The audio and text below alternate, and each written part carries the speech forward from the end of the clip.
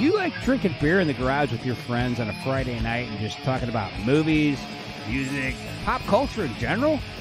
Well then, my friends, I have a great podcast for you to check out. It's called the 10 Cent Beer Night Podcast. My name is Ray. I am the host, and I set out to prove things beyond a shadow of a doubt every time I do one of these things. So let's hang out.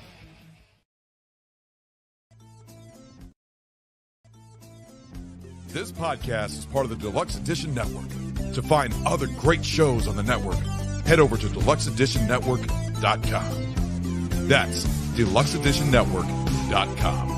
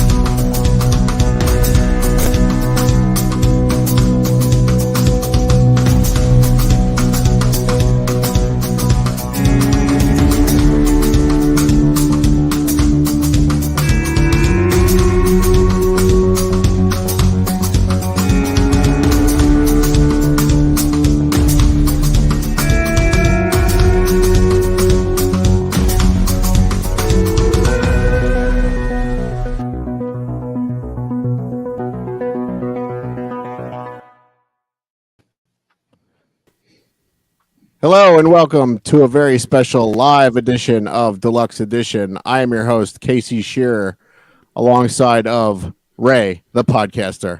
What's going on, Casey?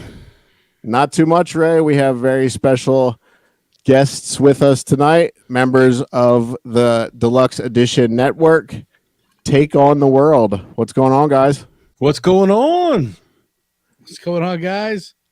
Introduce yourselves, plug your show, do all that stuff. We'll get the house cleaning out of the way. Well, this is Take on the World with John A. and Mike D. You can find us on YouTube at TOTW Pod, and just about every place else on that too. I think it is. Yeah, that's right. Instagram, Facebook. All right. Ray, your plug, please. I am the 10 Cent Beer Night Podcast. You can find me on Spotify exclusively. And you can come hang out with me on Instagram and Facebook. Leave me mean comments, good comments. I don't give a shit which one. Just come hang out with me. There you go. And you can find us over at Instagram and Twitter at Deluxe Edition Pod. Find all of our previous shows over at deluxeedition.show. And Ray came up with this great idea. We are sponsored by GetSlicks.com.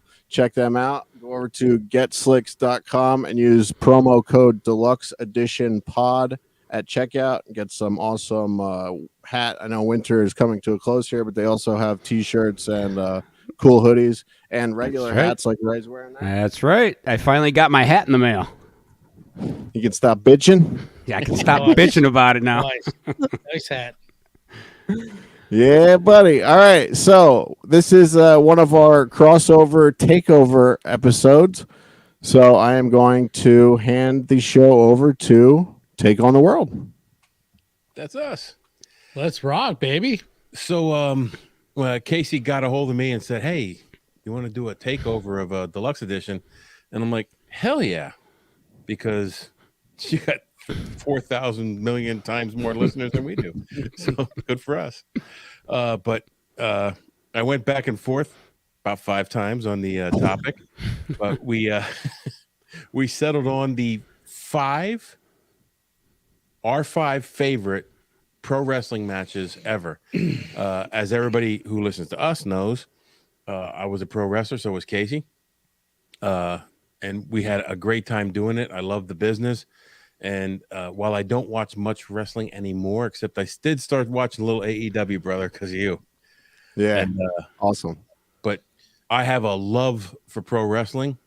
So we're going to do our top 5 favorite matches. And let me interrupt here, Michael. Oh, go ahead. You always do. I thought you said the best 3. So I he's got 5 now. We got 5 because right right. before we got on with you guys, I made him sit down and watch 2 more matches. Yeah, but I did cram in 5 more. He was matches. cramming. Nice. Perfect. So, anyways, without further ado, hit it, Mike. So on the takeover, we're gonna make you guys go first. I got the hammer. Johnny will go second last. Ooh, Yeah. yes, sir. So you get to listen to everybody else. Casey, give him up. Sure. Are we doing like a round robin style where I go, then Ray goes, and you guys, or you want all 5 of mine, and then Just spit all 5 of yours out and give us why they're your favorite match. all right, you got it. And we'll bud. make funny as we go because that's how we do it on Take on the World. Absolutely. What are you guys drinking tonight? I know you guys are always drinking. You do beer reviews and all kinds of Who cool told stuff. you that, man? We have a little bit What of made you give that impression? we have a little bit of craft vodka from a distillery out in Pittsburgh with some iced tea. And John's on his 16th one, and I'm on my 2nd. I just disappeared guys in are- the middle of the show. Just don't even worry about it. John's got a Michael, take baby over. bladder, so he might have to get up and walk away. Full disclosure, Take on the World has recorded an episode. Is it 1 episode or 2 prior to this? I think it was We did 1. 2. Did we do? Yeah, we maybe did 2. I don't remember. So that's where we're at. He's older than me, but I'm younger, and I got to take care of him, man. Yeah, I got a little bit of dementia going on. We usually tape ahead of time, so what we tape now won't we don't come out really know what the fuck we do. till March. That's Sure. why I was on earlier trying to find out what the March podcast of the month was on the Dead Network. Yeah. Oh, yeah. I failed to mention. So we all are a part of the Deluxe Edition Network, and you can find all of the other great shows over at deluxeeditionnetwork.com. And we're still here at the end of February. The podcasts of the month are Spoil My Movie and World's True Crime. So go check them out. And they're two great podcasts. I mean, I listen to everybody. Yeah. But I love true crime. We do a lot of true crime. But Sure. the Spoil My Movie, I'm a cinephile. As Ray and I got together and did a Valentine's Day special, and I just love movies. I love true crime. I love history. That's and if you go on the Deluxe Edition Network, you can find all of that. You can find movies, you find history, you find sports, you find music, like everything's there. Pop culture. It's crazy how many like Casey's really busted his butt to build this network into something really special. Thanks, bud. Yeah, we're up to 25 or 26 shows now. It's pretty crazy.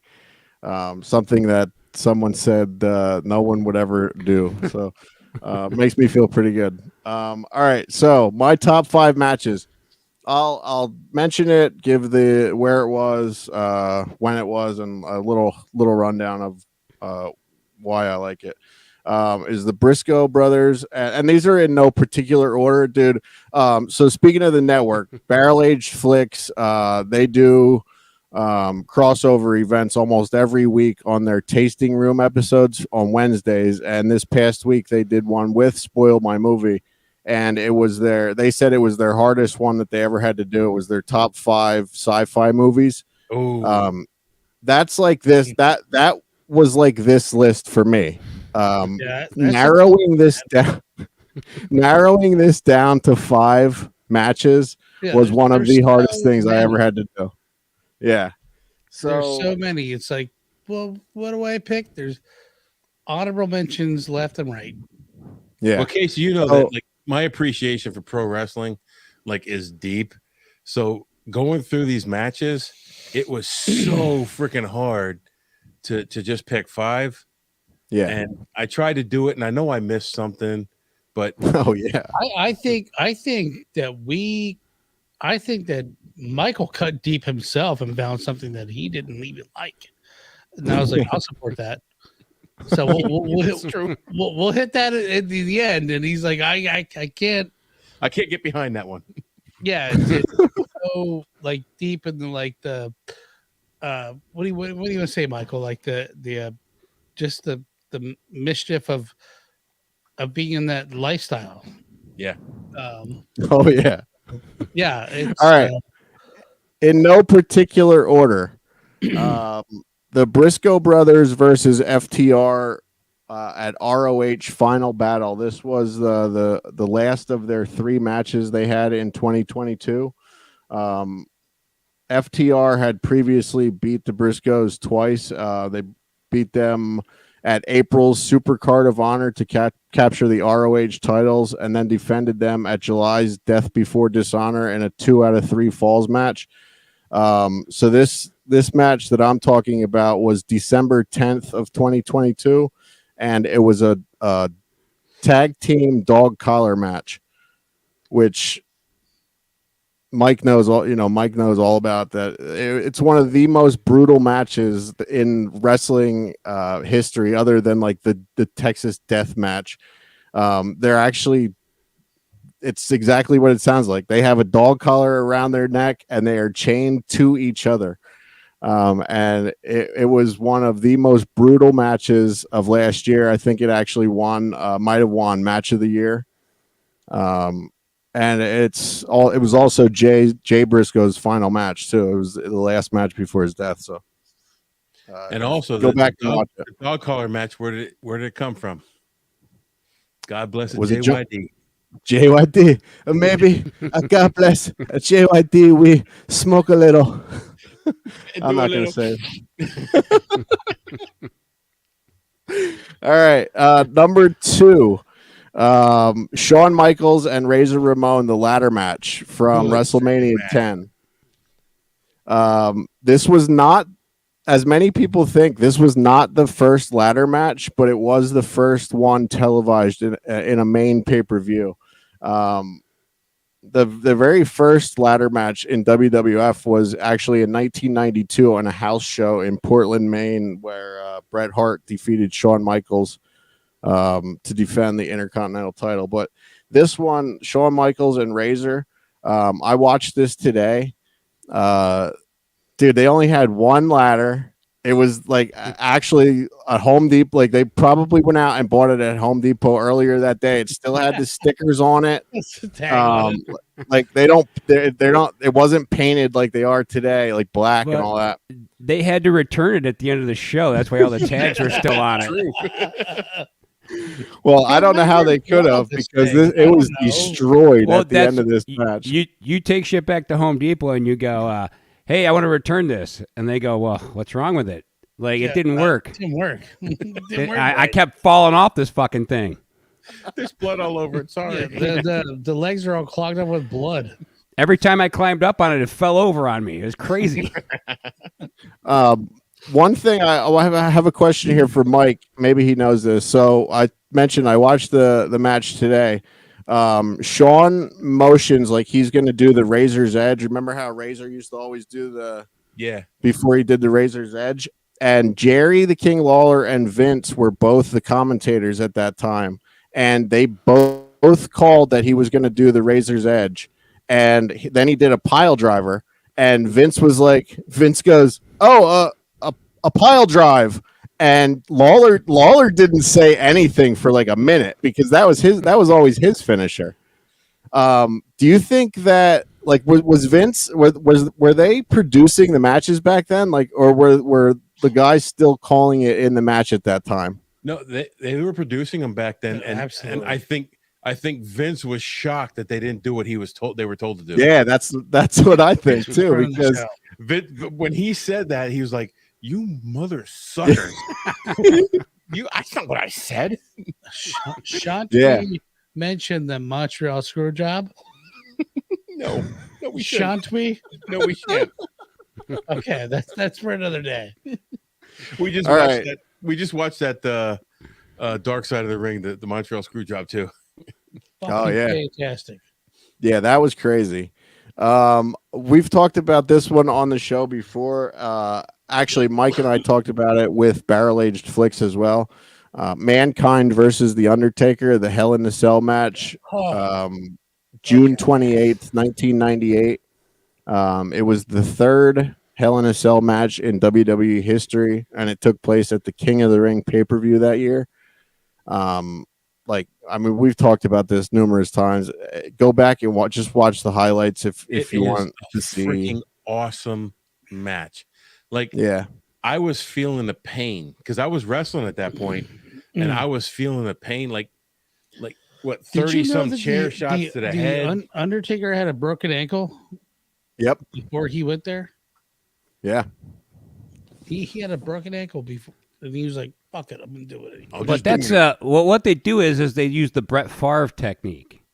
You shoot the ankle, you shoot it up, get it good and numb, and then you just give him as many painkillers as it takes until he goes, "How's your ankle feel?" Yeah. Well, it feels fucking great. Well, here, just one more. Just shoot him up. All right. Yeah. Shoot him up, feed him pain pills, get him in there. That's Foley right. Was scared as hell of walking up the cage. The cage. And he said that he told Mick Foley. I'm sorry. He told McMahon. It's kicking in. McMahon. He said, "Did you climb up on top of that?" He goes, "Yeah, I did." And he's like, "Oh, no, I didn't." He said, "The biggest lie ever in my life." He said, "Do you feel fine climbing up on top of there?" He said, "Yeah, I feel totally fine." And he said, "That was the second biggest lie in my life." So that crazy bastard climbed up on that stage and did what he did, just not knowing what was going to happen. And yeah, I mean, what a tough guy! What a tough guy! Right before so I read this today. Right before he went out, Terry Funk said to him, "How crazy would it be if you climbed to the top of that and went through it and fell through it?" And Mick was like, "That would be crazy." And like that was what he did. That he climbed up on the top after that.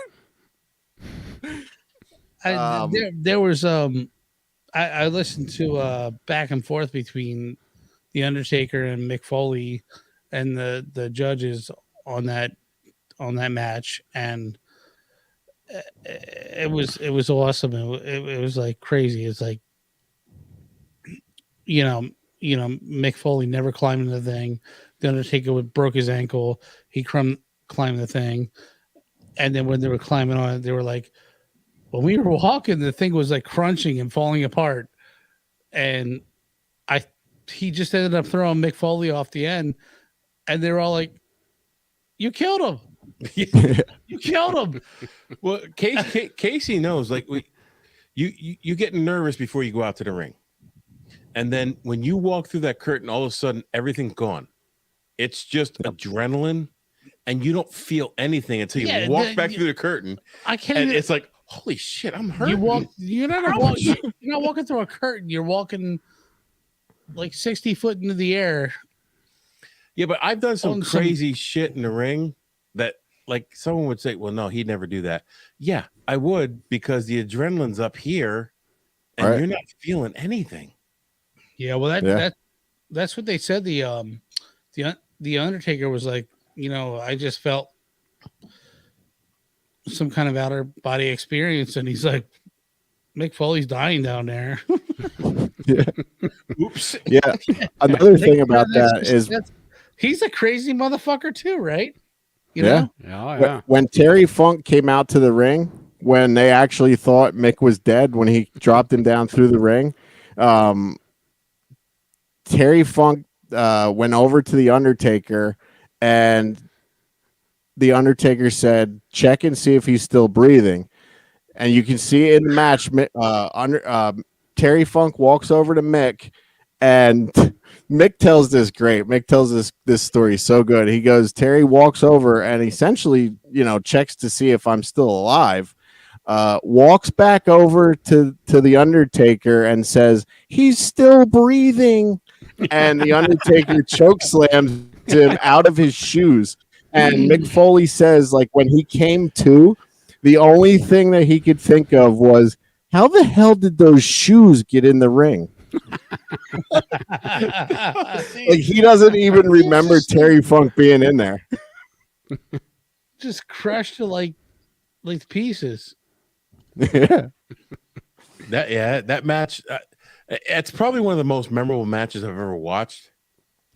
For real. I mean, I watched that. Well, we talked about this on BAF. I watched that live at Fast Eddie Valentine's house. He's still a professional wrestler to this day. Damn. All right. Number 4 will be Dustin Rhodes versus Cody Rhodes. And this was May 25th, 2019, at the very first AEW pay-per-view. It actually won Match of the Year in 2019. This was before AEW even had a weekly television show. Yep. I watched it was called All Out or All In. It was an independent wrestling thing that Cody and the Young Bucks put together. And then January 1st, 2019, they announced that AEW was going to be a thing. And at this pay-per-view, Bret Hart was there and he unveiled the belt. Like, they didn't even have a champion at this pay-per-view. It was their very first thing. And this was like, I've told this before. I only started watching wrestling again when AEW started. So I watched that first pay-per-view, the All-In pay-per-view, the independent thing. And then when I found out AEW was going to be a thing, I bought this. And before Cody and Dustin even touched in the ring, the crowd was chanting, "This is awesome. This is awesome." Like, it was like, just the energy in the building was just so fucking amazing. Like, it was just awesome. And I was like, I have to watch this. Like, I haven't missed a show, a Dynamite, of a Rampage, or a pay-per-view since. Like, it's really fucking good wrestling. Wait, was this the when Randy? Oh, damn it! I got fucked up.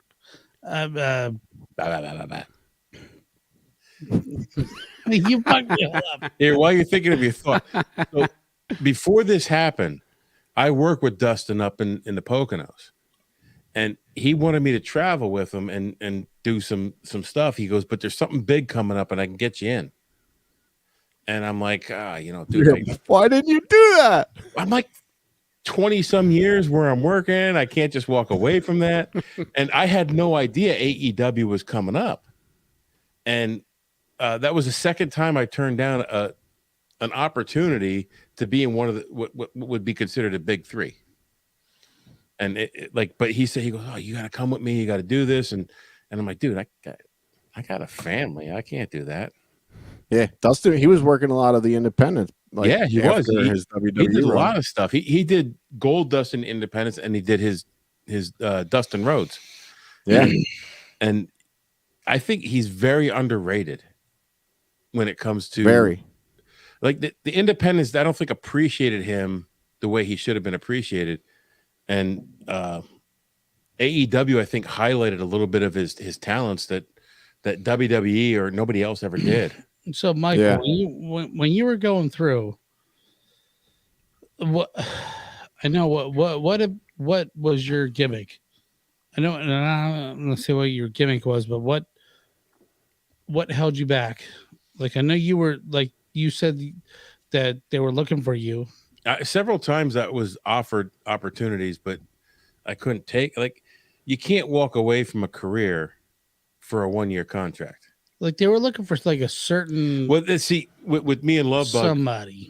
When we worked up in Boston, we were told we're looking for specimens, not characters. Like, so you I'm guys, obviously not a specimen. There are guys looking for a specimen of a circle. Yeah, well, you're a specimen of some type. But his stories are fucking hilarious. Well, Casey knows we love telling wrestling stories, and that's really how I got into podcasting. Was Casey had me on talking about wrestling stuff. So, yep. All right. Did you think of who you were going to try and talk about there, Johnny? Oh, no, I didn't. All right, moving on. My fifth one, another one I just watched today. Like I said, this was the hardest thing one of the hardest things I ever had to do. So I went back and, like, the ones that stuck out in my head, I went back and I watched today just to refresh my memory. The Stone Cold Steve Austin versus Bret Hart the I Quit submission match from WrestleMania 13. It was March 23rd, 1997. So, like I said, I watched this today. They start out in the crowd, and it, like, watching it, it was one of the scariest things. Like, the crowd just surrounds them. Like, it's not like today. Like, everybody today pretty much just stays back at their seats if they come into the crowd. These people in the 90s, in 97, they surrounded them. There was one guy in particular. I watched him. Ken Shamrock was the special referee. He like rubbed Ken Shamrock's head. He rubbed Bret Hart's head. He rubbed Stone Cold's head, and he like kept patting Stone Cold on the back. And like they were just like surrounding them. And after that, there was 5 other security guys that came up, and they got out of there really fast after that. So then another thing I noticed during the match, watching it today, I think, you know how it's like that iconic moment where Stone Cold's like reaching up and all the blood's pouring down his face when he's in the sharpshooter. Yep. I think watching that today, I rewound it a couple times. I think that Bret Hart gigged him, because right before Stone Cold gets bloodied, Bret Hart gets thrown out of the ring. And I've seen it 1,000 times. He goes into his like tape and takes out something, and he's clearly pinching something in his hand and throws Stone Cold into the barricade, and then starts waffling Stone Cold, and then Stone Cold comes up and he's completely bloodied. So I think that Bret Hart is the one that gigged Stone Cold during that match. Stone Cold told them to cut him. Oh yeah, absolutely. But yeah, he's not going to do it. He's not going to just gig him on purpose, like without his knowledge. Just out of nowhere. Told someone else to cut me. I don't. Yeah, no, fuck that. Else. I cut you. Hell no. Got cut by someone else once, and he ended up with stitches and yeah, no, ugly. Yeah, no thanks. I cut you. We were talking about Dark Side of the Ring before we went live here. There was a Dark Side of the Ring with New Jack. Remember New Jack? He cut that kid. Yes. And it, like, you can actually see the blood going. Yeah, it was ugly. Yeah. I will say that you will hear about that match again. If you're an upcoming pro wrestler, never let anyone else gig you. If someone says, I'll gig you, you say, fuck no. I could totally do it. Casey. Well, you performed open heart surgery at a bus station. In a bathroom, yeah, with a pen, yeah. So I could totally just lightly cut you and make it spray everywhere. As long as you're an alcoholic and your blood's thin, it'll shoot. I'll tell you, in the wrestling business, there's no one more I trust than Lovebug. I wouldn't let him cut me. Yeah. True. I mean, like, not a chance. No way. You know what I mean, motherfucker? Fuck no. You bleed, bro. Damn. All right. Those are my top 5 pro wrestling matches. And there's so many more, like, honorable mentions, like Ricky the Dragon Steamboat and Ric Flair, the 60-minute Iron Man matches. Now you just the Young Bucks. Because at the end, I was going to ask if you have any honorable mentions. I got Sergeant Slaughter versus Pat Patterson. All right, we'll do the honorable matches Casey, at the those end. are great matches, bro. Every one of them great matches. For sure, all of them. All right. I'm going to start with Royal Rumble 92. Flair wins the whole thing going in at 3. But what makes this match so goddamn amazing is the guys who are at the end of it. Macho Man, Piper, like, you have all these icons at the end. But you got to stop now. Michael's getting way too excited. Yeah. But what makes this match? Over here. Yeah. Oh, he should be, because what really makes this match is Bobby the Brain talking about how awesome Flair is the whole match. Like, oh, go rest, Flair. Get in the corner. Take a break. It was freaking awesome. It was amazing. Heenan was so good. So, yeah, him. I think that it was Gorilla and him on that match, and it's so funny because it's a setup. You can just feel it coming. You can just feel it coming. Great fights that what their years are 1 and 1. 1 is 1 and 1 is 20. So 110, 120? Yeah, does it make sense? No, it didn't. Not at all. Well, I'm glad I could be here. Give me your glass. Your glass has got to come over, sit over here. No, it does not. The music come over here. Go ahead, Ray. Great match, Ray. I like that. That one's so much fun. Number 4, I'm going to go Dudley Boys, Hardy Boys, Edge and Christian TLC match. This is one of my all-time favorite matches. It's insane. People flying off ladders left and right. Just an amazing fucking. I think that's what is that? WrestleMania 17. 17. Yeah, that's 17. So is that the one where the guy gets speared off of the ladder? Yeah, absolutely. Fuck yeah! Like they're just kicking these fucking things over. It looks like one of these job sites I'm on where two guys are arguing about who slept with each other's wives. That's what it reminds me of. It's like ladders just getting fucking kicked over and guys climbing back up. Like I love this match. I'll show you. Yeah, the Dudley Boys, I think, are one of the most underrated wrestlers of all time. Especially if you go back and watch their early shit when they're coming out of balconies on the tables. Oh yeah. The footage of that stuff's insane. Canadian? No, they're not Canadian. I will tell you. I'm pretty sure they're not related for real either. In case you were wondering. Oh, because Spike, I didn't. I wasn't asking. You had Spike Dudley in that match. Canadian. You had Rhino in that match. Yeah, it was great. Everybody got involved in that thing. Yeah, it's crazy. I'm going to tell you, like years ago when I was still in the business, I took inspiration from the Dudley Boys. And wait, stop. I stacked 2 tables inside a cage, put a dude on top of 2 tables, went up on a balcony over top of the 2 tables. There we go. And I dove off the top of the balcony over the cage through 2 tables into the ring. And as soon as I hit the first table, I said, I'm never fucking doing this again. I made a horrible mistake. This is horrible. I thought Michael was lying about this shit, but he has video of him diving off. I'm like, how did you do that? Like, fat guys can move too. You just diving off and like pile driving people on the mat. Yeah, once you leave the balcony, gravity just takes over. Yeah. You really don't have to do anything else at that point except like just yell oh fuck as you fly through the air. And Casey, that was down in Lebanon. Oh my God. Yeah. At the Eagle's Nest. It was horrible. Jesus, I'm like, I don't know why I'm doing this. Like there's like legit like old footage of you like you're like, and then here comes Marshall.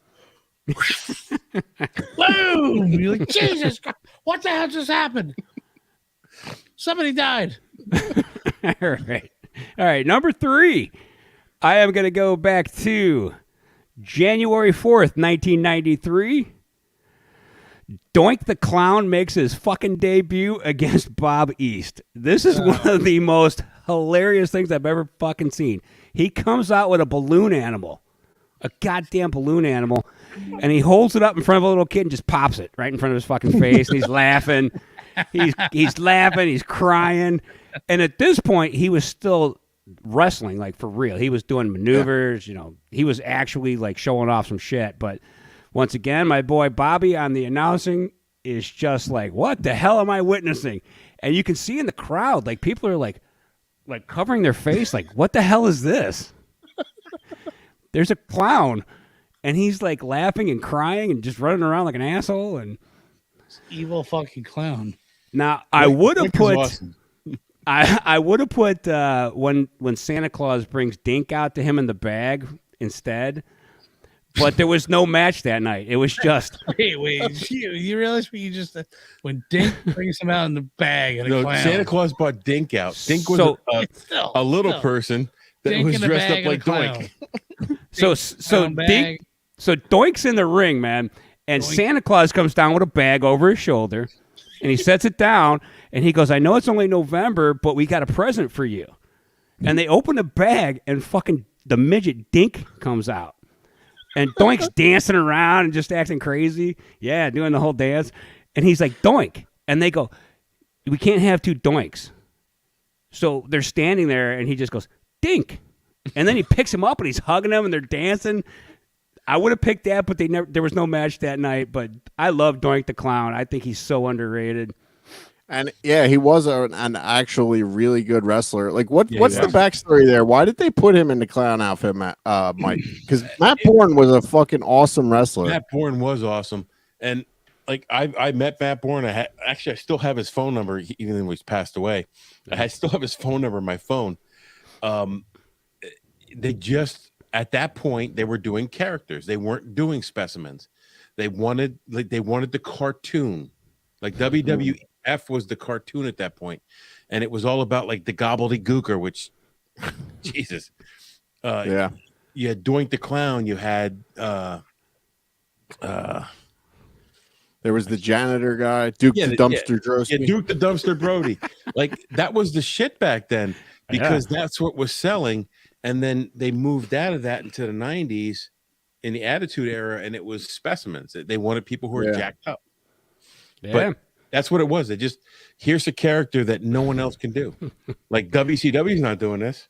Nope. Right. Yeah. So speaking of specimens, we're going to go over to WWE Velocity 2002. Trish Stratus, Stacy Keibler, the bra and panties match. This is a legendary match because yes, it is. You couldn't do that today. No way. Absolutely no way in not. hell could you do this match. But at the time, once again, you got great commentary. I think that's Lawler on the call on that one. Yeah. And it's just one of those matches where you're like, I cannot believe this is really happening. Even on basic cable. Yeah. Like, and everybody's just like, well, let's check this out because I want to see who ends up in their bra and panties. I'm hoping it's both of them, but. And the thing is female matches at that point were really bad. Mm-hmm. Yeah. And they pushed this one like just the right. They promoted it just the right way, and I didn't mind that there was bad wrestling. Yeah, of course not. You didn't mind titties flying? No, like no. At the end, she flips over Stacy, and you know this was choreographed because the camera's right there for her ass shot as the shorts come off. But then as Trish gets up, the camera catches her, and her pants are half off too, so you get to see her ass coming the other direction. It's like, yep. It was like Lita. Every time Lita came to the ring, her thong was showing. Every time. Yeah, you can't tell me that was an accident. No. And actually, there was a car dealership that had Trish Stratus in for an autograph signing. And I brought the Playboy that she was in, and I said, "Can you sign across your boobs for me?" I had her sign across her breasts in the magazine. What the hell was that? It was in the trunk of my car for a long time because I couldn't bring it in the house. You fucker. All right, so this is my all-time favorite match, bar none. SmackDown, September 27th, 2013. Santino versus Heath. The snake match where Khali is, I forget who's playing the first flute, doing the snake charm. He start do, and the snake starts moving and he can't stop it. And then Khali pulls out it's probably like this big, but in his arms it's like a real tiny little flute. And then he starts playing, the snake starts going back the other way.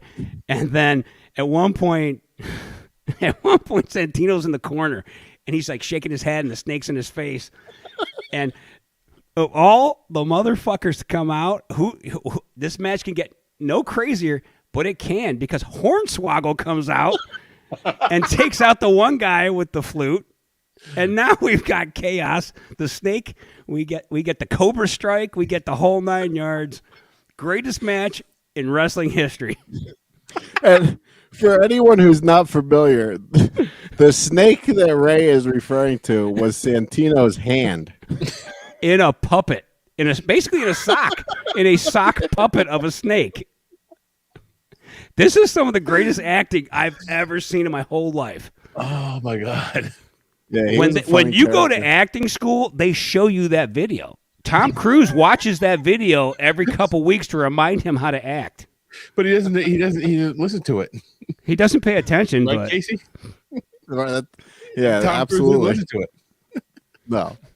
Yeah, he needs to watch it. We should watch it every day. The best yeah. Reconstruction. What? Let's see.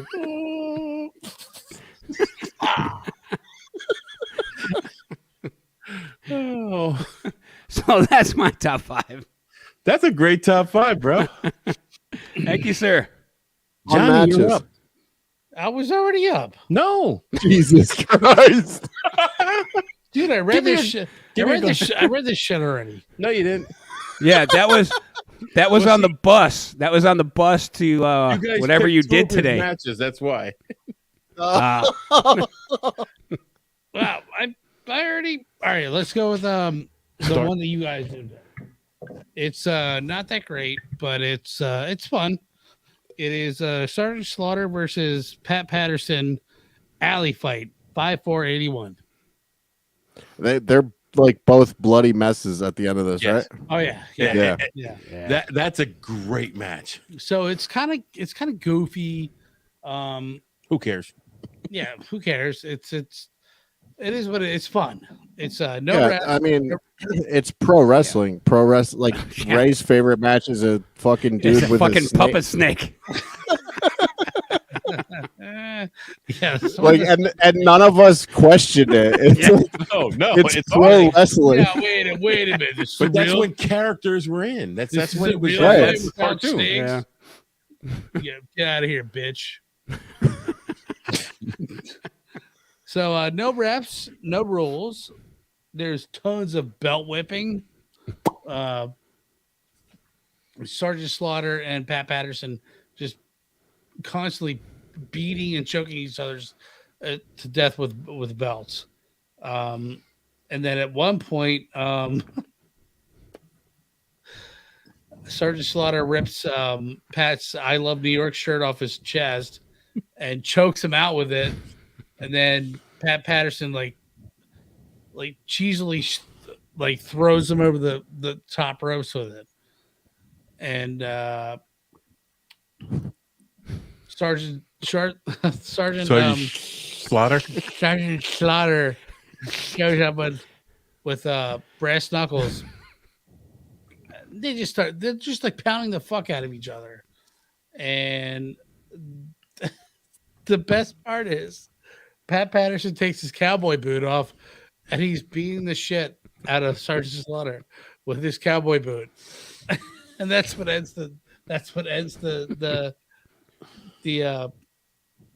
Match? thing, the match. There you go. The match. Yeah, that's actually rated as one of the best like hardcore matches of all time. Yeah. Yeah, I thought so too. Like, well, what's so hardcore about it? It's like it's not that hardcore, but back then it was. What you got to Right, they remember? weren't That's doing like that early. That's early '80s stuff. it's a very early Yeah. game.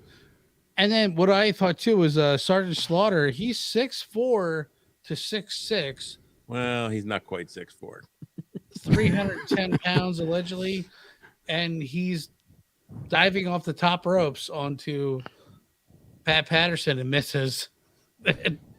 I have a picture of me and Sergeant Slaughter, and we're about the same height, and I'm 6'2". Well, yeah, that's what. Well, I was like, well, how big is this motherfucker? So It's like, it's you just know, like football. You got to add 3 inches and about 30 pounds to their card. See, when Yeah. you're sitting in the crowd and the ring's up here, everybody looks tall. Yeah. oh my god! But it's such a fun match. Like he's got brass knuckles and he's swinging and missing, and the other guy's got a boot and he's like beating him with his boot, his cowboy boot, and he's beating him over the top ropes. And it's not the most exciting, but it's to me it's fun. Well, once again, when was the last time you seen somebody get beat with a boot in wrestling? Right? Yeah. Look at him. I'm gonna beat your ass with my fucking Right. cowboy boot, bitch. Like it's already been done. You can't do it again. You can do another ladder match, but you can't do another boot match like that. You just Yeah. can't. What's your number 2, bro? Me? You number 2. Nobody else.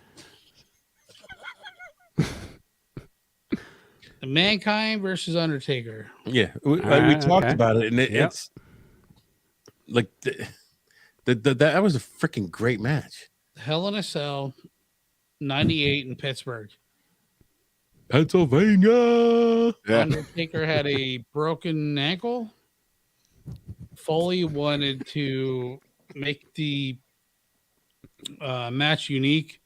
He was terrified to climb the ropes. Cage. The cage. He lied to McMahon. And he told him he climbed it. And he says, "Do you feel comfortable up there?" He says, "Yeah, I totally feel comfortable up there." No. And he's like, I hate heights. I'm gonna die up there. And then they had their little get go, and Undertaker threw Mankind off the top, and he's like, "I felt euphoria." He's like, I had a, and then you had who was it? The Jim Ross was the announcer. Jim Ross and Jerry Lawler were the announcers, and they're like, "He killed him. He threw him. And Oh my God, he's broken in half. He's dead. And it was just I like. I gotta say that was the craziest match I've ever watched. Like that I watched match. it was crazy. That Well, match. at the time. Yeah, that match proves that Mankind would do any fucking thing to be a wrestler. Yeah. Yeah. Anything. You want to put me in a mask, another dude with a sock puppet? You want to throw me off shit? You want to light me on fire? I don't give a fuck. I want to get a check. Right. Yeah, Like, he and one of the other things during that match too is the Undertaker actually said to him after the one slam, he said, "Take it home," and Mankind like. Out of everything that he went through during that match, he was knocked out unconscious at one point. He still said no. Like, we have to finish. And if you look at the time, I looked at the time of that match today. It's like, it's 19 minutes long. Yeah. It's almost a 20-minute long match. Like, how in the hell? Well, once you're unconscious, everything's easier. Yeah. Yeah, there was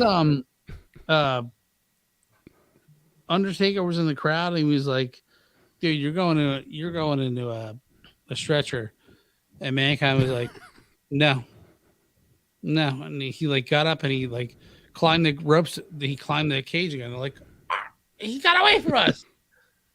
And then when he got up there, he was like, "I had no strength to like fight," and Undertaker beat the piss out of me.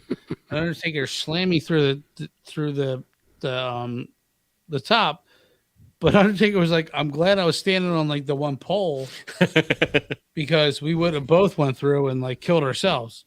Yeah. Yeah, Mick actually said that he tried to suplex the Undertaker first, and the Undertaker was like, "Nope." Yeah, Not happening. and like that's the whole thing. Like the whole crazy thing about it was like the Undertaker was like crazy about it. He's like, "I don't care if you die." He's like, Yeah. No, he was what he said on that thing was like, he didn't say, "I don't care if you die." He's like, I had no feeling towards the thing. He's like, yeah, but Mick Foley would just do anything for the business. And Yeah. that's what it was. But the Undertaker was like, "Bring it on." Yeah, and like Ray said earlier, he was Yeah. probably shot full of painkillers and probably like said some shit he probably regretted later. He probably doesn't. Probably neither one of them remembers like the last 10 minutes of that thing. Yeah. I would assume 'Cause- that's exactly right. Undertaker was probably on so much Exactly. painkillers, and Mankind had already suffered 3-4 concussions, been unconscious at least once. So you're looking at two dudes going on pure adrenaline and just instinct at that point. Yeah, that's what Foley was under so much adrenaline, and then at the end he was like, when after he like threw the tax down, Yeah. and he's like, "Are you fucking kidding me?" Like the tax, and he's like, "We gotta end it here, man." And That match was so crazy. I even forgot until this moment right now that there were tacks involved in that. that was the end of the tax. Yeah, That's right. and that's Oh how my hardcore God. he was. And the whole time, Undertaker was like, "Dude, just stop." The ref was trying to tell him stop. And he's like, "Nope." And then when he pinned him again on the tax, I think it was Sergeant Slaughter and another guy was like, "We called a stretcher for you," and he goes, "Have I been on a stretcher tonight already?" Yeah, and they're like, "Yeah, you've been." He's like, "I can't go on a stretcher twice in one night." So he lifted his hand and he fucking hobbled backstage. Yeah. On his own accord with Sergeant Slaughter holding him up, a couple other guys, and that's when Mick McMahon was like, Mick McMahon. Mick McMahon. He sells hamburgers at ringside. McMahon told him, he's like, "Listen, I understand what you've done for this company, but like, I never want to see that again." Yeah. Don't ever. Meanwhile, he's writing scripts for the exact same fucking thing to happen over and over again to everyone who works in the business. Shit. Yeah. Next. That is just the most like unscripted. Like everybody thought he was gonna die. Like even the ref was like, "I was having a heart attack. I thought he was dead." All right, Johnny, you got 3 more to get through, buddy. All right, I got one with me in high school. No, I'm just kidding. Up there. Where are we at? I can't read that, man. I have it highlighted for you. How can you not read it? Oh, okay. WrestleMania 17. The TLC match. The same one we just talked about. It's the same one we just talked about, man. Yeah. You remember? Oh yeah. New Jack with the oh my God, what the fuck? That was crazy. Not New Jack. Oh, Dudley Boys, Hardy Boys, Christian and Edge. Oh, okay. They went to Home Depot, bought a bunch of ladders. Well, somebody's gonna remember it. Hey, look, you took me on, buddy. Yeah, this is Mike. You got to help him here, buddy. Yeah. I tap out. No, give me a. Don't you got one of those big fucking adrenaline needles you can fucking hit him in the chest with? Yeah, I might. That might kill me. Give me a little startup. Well, we just talked about it, so We already did this one, so go to the next one. go to the next one. Go to the next one, Johnny. The next one we haven't talked about yet. Oh God, this one. So here we go. No, this is not your honorable mention. No. New Jack versus Vic Grims. Rick Grimes plays throughout and scaffolding. So this one's fucked up. This is the first scaffold match from New Jack and Grimes. Yeah, New Jack is messed up, dude. Like I wouldn't cross that dude for nothing. Is this the one that they showed during the Vice behind the Yeah. This is the where one he where throws the guy off the fucking where he tases the guy? We'll help you, Johnny. that's the second one. That's the second one. The first one, Might as well just do that too. he takes Vic up the scaffold, and Vic says, "I don't want to go," and New Jack says, "You're going," and he pulls him, and Vic lands on top of New Jack, fractures his skull, fractures his back. Oh my God, he messes him up. it was. And it was like it's like when you like I don't know what that thing is like when you look at the last thing we talked about, like Mick Foley said he was terrified of climbing that the Cage. fence, the cage.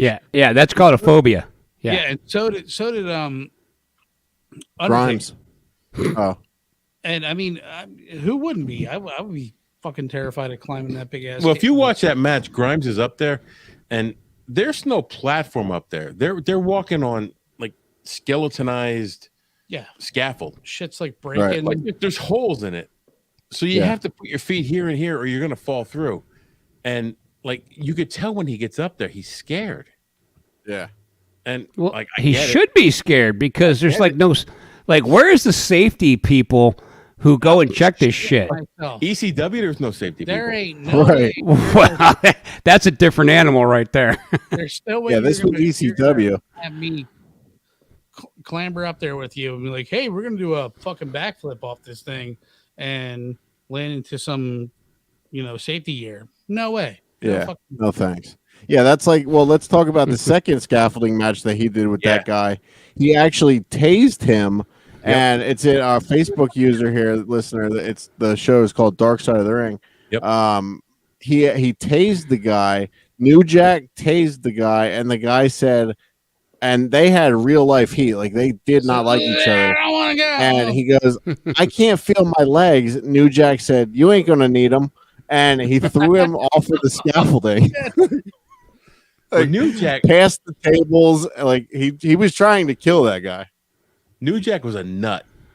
Like every time I've seen him work, or every time I've worked a show with him, he's been like high as a kite. Like allegedly, allegedly. I always say allegedly. So Johnny's honorable mention is the I don't even know who he was wrestling. The dude he stabbed in the ring. Oh yeah, it was a stabbed up a guy in the ring. Like he stabbed him like 15 times. 2 weeks later, he was arrested for attempted murder.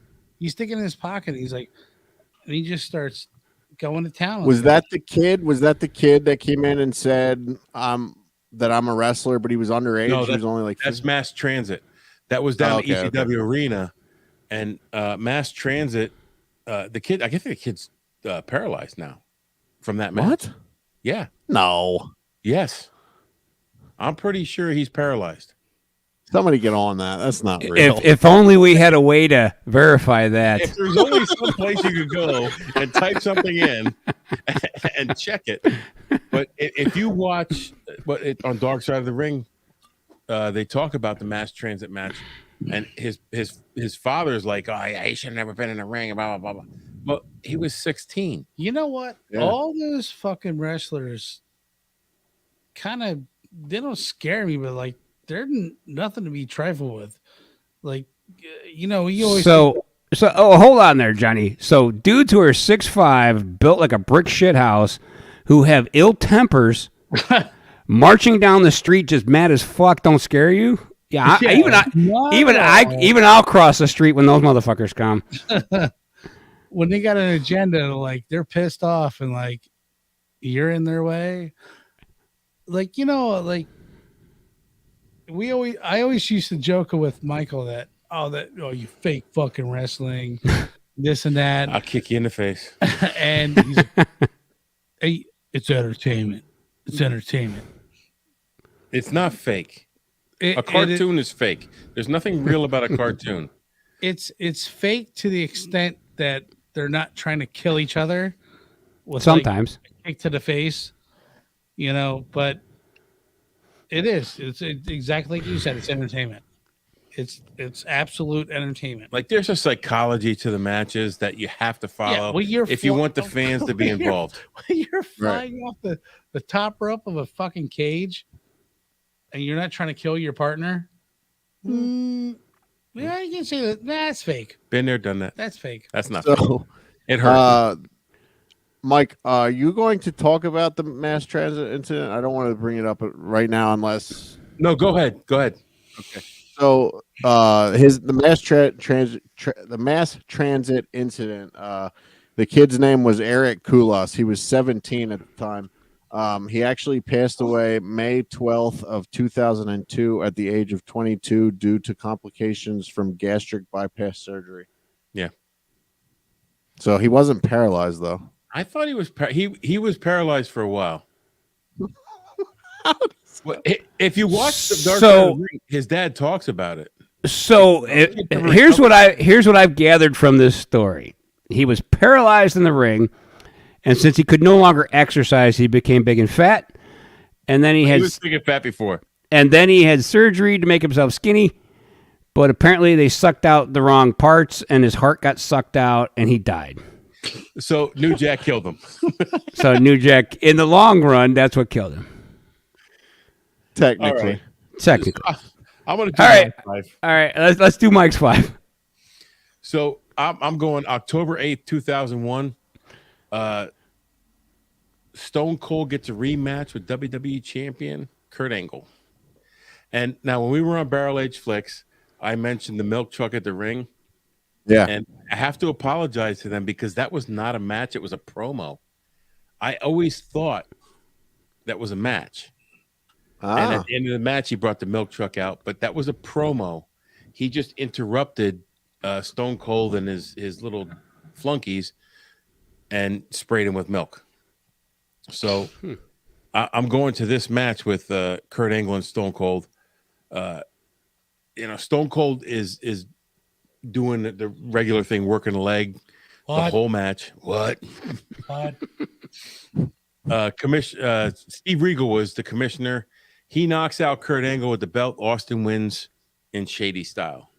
So was he working babyface at that time, or was he was the heel, right? Well, nah, he's babyface. He was what we call a tweener. He was kind of babyface and heel at the same time. And what do they call that? A tweener. Tweener. Okay. So it's like your taint. Yeah. It's between your ass and your balls. He was really always a tweener after he made his Stop saying that. After he made his turn. Right. So my number 2 is Big Van Vader versus Sting. Starrcade 92. I think that is one of the greatest little guy versus big guy matches you'll ever see. And now Mongoose. Me and Mongoose did a couple matches, and he said, well, I want this to kind of be like a Vader versus Sting. And I watched that match over and over and over to try to, emulate the big guy versus small guy thing to work with Mongoose. And I think we did it okay. Harley Race was at ringside with Vader. It was power versus speed. Sting got the win after this huge battle, but Vader was the typical big guy. In like when he went to Japan, he was huge. Can I ask you this? What? What was your sorry? What was your biggest power move to drop somebody that was dangerous that you could do? I would do a shoulder breaker, which is almost like a pile driver, but not. Put on the shoulder. Yeah. It was a pile driver without putting her head near the mat. Not flipping off the back ropes like I've seen pictures of you. Well, that was my finisher, but you had to set him up for the finisher. So you set him up with one big move, a power move, to get them so they're hurting down, and then you go up and do your finisher. My finisher was a swanton off the top. So if your finisher, hell yeah. Hey Johnny, his finisher was the triple Lindy. Yeah. the triple Lindy, the triple impregnation. What's number 3, Mike? Well, my number 3 actually coincides with Johnny. New Jack versus Vic Grimes. Okay. 2000 ECW Living Dangerously. He gets Vic Grimes with the pizza cutter on the head. He goes off to 2 sections of scaffold through the tables. Now, I didn't pick that for the same reason Johnny did, because I think Johnny picked it because of the rematch and the heat that it caused. But just watching that match for the first time, I loved that match. I didn't realize that New Jack was hurt as bad as he was after that match. He fell feet first through that table. Vic Grimes was almost 400 pounds, landed right on top of him, fractured his skull, fractured his ribs, fractured his back. I didn't know all that injury happened. Did he ever wrestle again? New Jack? Hell yeah. Rick Grimes. I know. Yeah, Vic Grimes came back and they had a rematch. But New Jack was mad because he lost 8 months of basically money. He couldn't wrestle for 8 months. Yeah. And that's how he made a living. Right. I mean, that's how they all make their living. Yeah. Like that's what so last night, and I want to show you guys a video then at the end of this. But last night I went to see an independent show in Dothan, Alabama, and there was a Q&A before the show with Dr. Tom Pritchard, Rip Rogers, Action Mike Jackson, and Scott Armstrong. And somebody in the crowd asked, like, do you have any advice for young wrestlers today? And Scott said, go to college and get your degree before anything else. He's like, I'm an accountant and I live in Pensacola Beach. He's like, I don't think I would be able to do that if I, would have just been a wrestler. Yeah.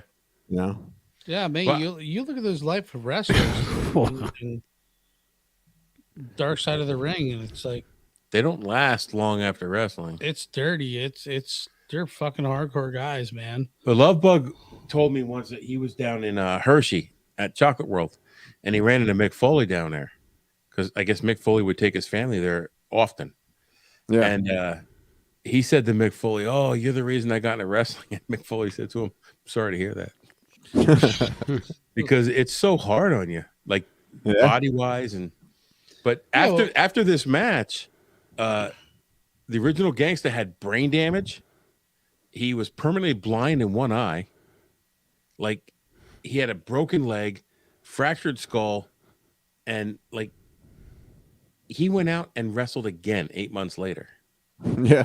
And walked back to the ring, and he went to the ring to kill the guy, but yeah, that's why he was trying to kill the guy. Yeah. Yeah, there was that dig on Mick Foley from Hulk Hogan. He's like, yeah, when you're sitting there eating cheeseburgers and M&Ms, I'm in the gym, 5 days a week, preparing my body, and you've done nothing, and look where you're at now. Oh yeah, that's that quote from Clubber Lang from Rocky 3. Yeah. And it's like, damn. Like, these guys are like, all right, Mike, what's next? So I'm gonna again. It's another match you guys picked: Stone Cold versus Bret Hart, the submission match. It's the infamous double turn. Yeah, Hart turns heel, Stone Cold turns face. I would say not really face. He's actually a tweener. Laugh, John. I thought it was. You said face, not baby face. It's baby face, whatever. They say that it's the famous double turn. Like, I've heard that so many times. I watched it today. When Bret won the match, the crowd went crazy. Like the crowd still cheered for him. They didn't really boo and turn on him. I would say they're both tweeners at that point because like they're both kind of on both sides. They'll cheat to win and they'll win fair. Like they just rock back and forth. But that was WrestleMania 13. Yeah. Bret was always like that though. Like Bret. I remember like when he was in the tag team with it was the Hart Foundation. Damn. They were always like that. Like they were bad guys back then, but people still loved them. Yeah. I want to see a rotten match. Like just no bars hold, just no rep, no nothing, just cheating, scandalous. That's called a shoot match. That's called bum fights. Yeah. Yeah. which by the way almost made my top 5. So my fourth one is Undertaker versus Mankind, Hell in a Cell. We've already talked about it. They're like, if you're a wrestling fan, you love this match, period. Yeah. Like it's just a great match. Both guys put their bodies on the line for this match. And well, I beg to differ. Well, if you're a wrestling fan, you weren't on the edge of your seat, you're not human. I beg to differ. Right. I think Foley put his body more on the line than But Johnny, you were the one that just told us how much pain the Undertaker was in coming into this match. Yeah. Well, yeah, I did. Yeah. Well, he broke his foot before he came into it, but he claims that takes balls. He claims that he really didn't. He like compared to Foley. Foley took. He took the brunt of that match. Well, that was his shtick, though. Yeah. Oh yeah. That was his shtick for sure. So my number, this is my number one period. All right. Bruno Sammartino versus Randy Macho Man Savage. Intercontinental Championship match live from Boston Garden, the 3rd of January, 1987. Nice. I love this match. And it's an old school match. Macho Man calls Bruno a washed up has-been. Macho Man hides behind Elizabeth several times, like pushes her in front of the everything, which like just their gimmicks are out there 100%. At this time, if you listen to our history of pro wrestling, Bruno only came back to the WWF at that time so his son would get a shot. So yeah, he was pretty really old want to be there. And he was doing these matches, and they still put him out in front in these huge main events. Bruno kind of dominates the beginning of the match. He takes over outside the ring. Bruno loses by count out at the end, but it was just, man, like when we were training, we would learn, rest holds when you got to catch your breath. This entire match was a rest hold, but it never lost the crowd because these old school matches were like that. Like they were slow, meticulous, wear someone down and kick their butt. But this is one of my favorite matches ever. I'll watch this probably twice a year. Nice.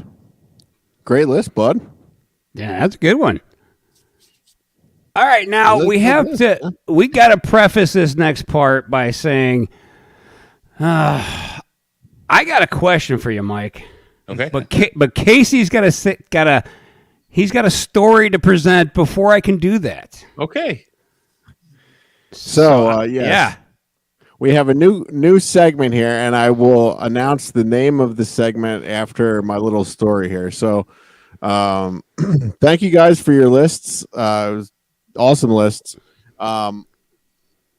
So we've interviewed Mark Singer now a few times on the podcast, and I have become friends with the Beastmaster, Mark Singer, which is like, it's still, just to say that blows my mind. And like to tell you that this next segment comes from his mind is just so. This last time I was in California this past week, I got to spend a little time with Mark, and we went out to breakfast, and he was very interested in our YouTube numbers. And I was showing him like all of the different little clips and things that we do, the reels and the shorts and all that stuff. And I said, like, this is what has been generating the most views for us. It's been these reels. They're 30 seconds to 1 minute long, and they're like, the first one I think I posted was Jay Lethal as Black Machismo at the Ricky the Dragon Steamboat's final match, which was awesome. And that got like, I don't know, 5,000 views in like a couple days. It blew up and was crazy. It just was amazing. And then so like I've been posting little things like that about the Highland Games. There was strongman, there was midget wrestling, things like that. And I was showing Mark all this, and he goes, so this is what makes you the most money, or generates. It doesn't really make a lot of money, but it generates the most views and brings the most people to our channel. And I said, yeah. And he goes, okay, well, what does this have to do with your podcast? And I said, well, nothing, but it brings more, it brings people to our channel. And he goes, yeah, but it doesn't have anything to do with your podcast. Like, that's not benefiting you in any way. Like, it's bringing people to your channel, but it's not really benefiting your podcast. He goes, so we need to think of something that can benefit your channel by these. He goes, what are they called? I said, reels. He goes, okay. He goes, give me a couple days to think about it. And so we part ways, and I'm was parked next to him, and I watch him leave, and I'm punching in my GPS like my next destination, and he knocks on my window and scares the living shit out of me.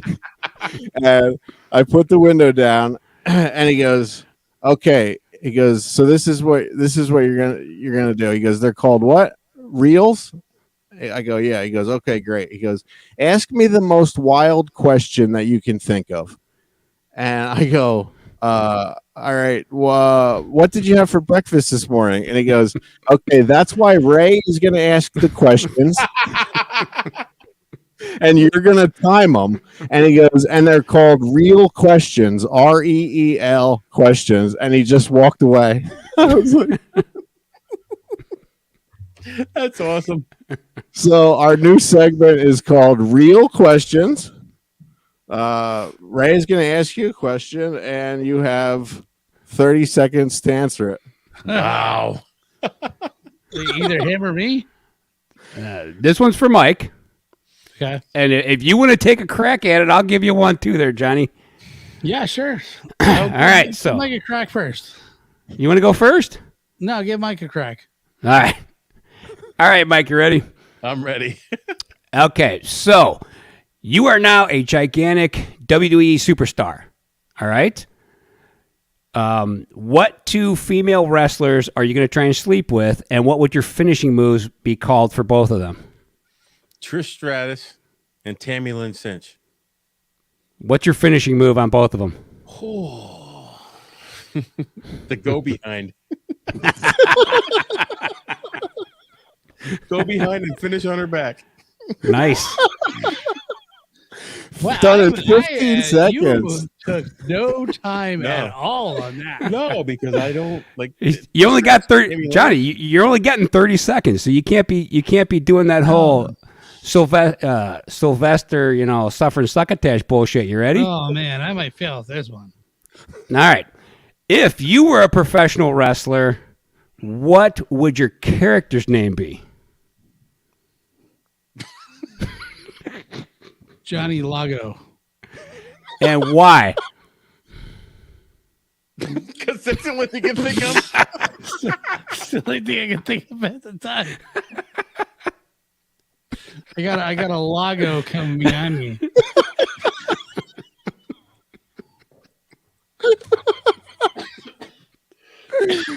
Oh, this is going to be a fucking great segment. Oh yeah. Yeah. Awesome. So good. Thank you guys so much, man. Plugs one more time where people can find you. TOTW at TOTW pod on YouTube and pretty much every place else. Thanks for having us, guys. I appreciate it. It's a blast, man. Love seeing you guys. Yeah, you guys, this is great, man. Good seeing you guys for the first time. Good seeing you, Johnny. Mike, you're getting Ubered home, right? Johnny, he's Ubering home. I'm sleeping over. He's staying here. Yeah. All right. I think that's a good decision. Yeah, we had this all planned out. Yeah, we had All right. We had it planned out. Nice. All right. No, we're not. We will see you next week with we're not sure yet. Ray and I have to come up with an idea in the next couple days, and then we'll see you on Sunday. Yeah. All right. Later. All right, See ya. fellas.